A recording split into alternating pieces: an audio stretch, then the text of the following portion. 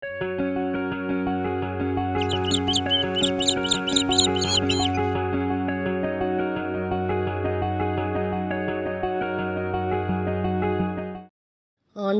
இனிய நாமத்தில் உங்களை சந்திப்பதில் மிக்க மகிழ்ச்சி அடைகின்றேன். நாம் இன்று தியானிக்க எடுத்திருக்கும் தலைப்பு இயேசுவின் வல்லமையுள்ள நாமத்தில் ஜெயம்.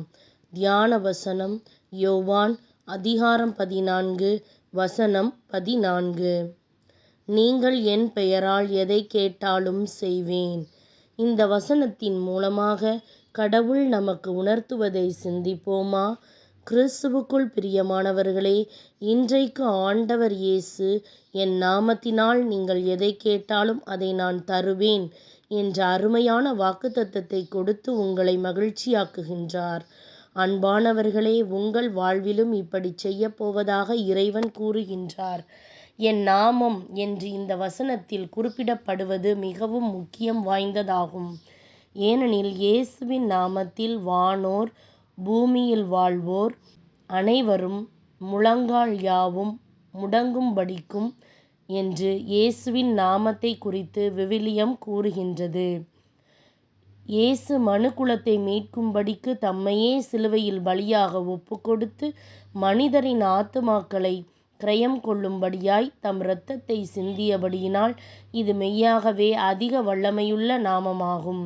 இந்த தியாகமான கிரியையின் மூலம் இயேசு கிறிஸ்து பெரிதான அதிகாரத்தை சம்பாதித்தார். அவருடைய நாமம் அதிக வல்லமை கொண்டதாகும். ஆகவேதான் இயேசு வானத்திலும் பூமியிலும் சகல அதிகாரமும் எனக்கு கொடுக்கப்பட்டிருக்கின்றது என்று கூறுகின்றார்.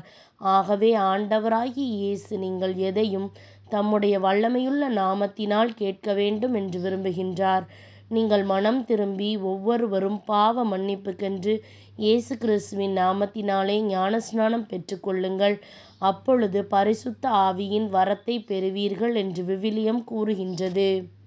நடக்க இயலாமல் இருந்த மனிதரிடம் இயேசுவின் நாமத்தினால் நீ எழுந்து நட என்று சீடர்கள் கூறுவதை விவிலியத்தில் வாசிக்கின்றோம். அந்த மனிதன் எழுந்து அற்புத விதமாக நடந்தான். என் நாமத்தினாலே பிசாசுகளை துரத்துவீர்கள் என்று இயேசு கூறுகின்றார்.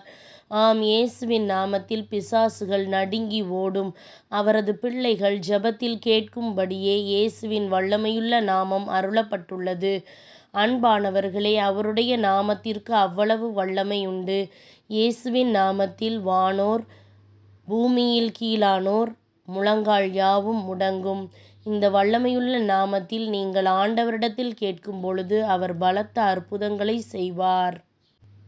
இயேசுவின் நாமத்தை சுதந்தரித்து இன்று அவருடைய பிள்ளையாக அவருடைய நாமத்தை உபயோகிக்கும்படி உங்களை உற்சாகப்படுத்துகின்றேன். ஆண்டவர் உங்களுக்காக பலத்த கிரியைகளை செய்வார். சிந்திப்போம், வாழ்வாக்குவோம். நாம் ஜெபிக்கலாமா? அன்புள்ள ஆண்டவரே, உம்முடைய வசனத்தின் மூலம் என்னோடு பேசுகிறதற்காக உம்மை ஸ்தோத்திரிக்கின்றேன். எனக்காக நீர் சிலுவையில் செய்த தியாகத்திற்காக நன்றி செலுத்துகின்றேன். ஆண்டவரே, நான் உம்மிடம் மன்னிப்பையே நாடுகின்றேன். என்னை உம்முடைய விலையேற பெற்ற இரத்தத்தினால் கழுவி உம்முடைய நீதியுள்ள பிள்ளையாக மாற்றும். எல்லா நாமத்திற்கும் மேலான இயேசு என்ற வல்லமையுள்ள நாமத்தை எனக்கு தந்ததற்காக உமக்கு ஸ்தோத்திரிக்கின்றேன். உம்முடைய வல்லமையான நாமத்தில் எனக்கு விடுதலையும் சமாதானமும் சுகமும் உண்டு. உம்முடைய நாமத்தில் இருளில் உள்ள எல்லா வல்லமையும் நொறுங்கும். உம்முடைய நாமத்தினால் நான் வாழ்வில் ஜெயம் பெறுவேன். உம்முடைய வல்லமையுள்ள நாமத்தினால் என்னை அற்புதங்களின் பாதையில் நடத்துவதற்காக உமக்கு நன்றி. தகப்பனே, எல்லா மகிமையும் கனமும் உமக்கே உரியது. இயேசுவின் நாமத்தில் ஜெபிக்கின்றேன் நல்ல பிதாவே, ஆமேன். இந்த நாள் ஜெயம் பெறும் நாளாக அமைவதாக. Praise the Lord.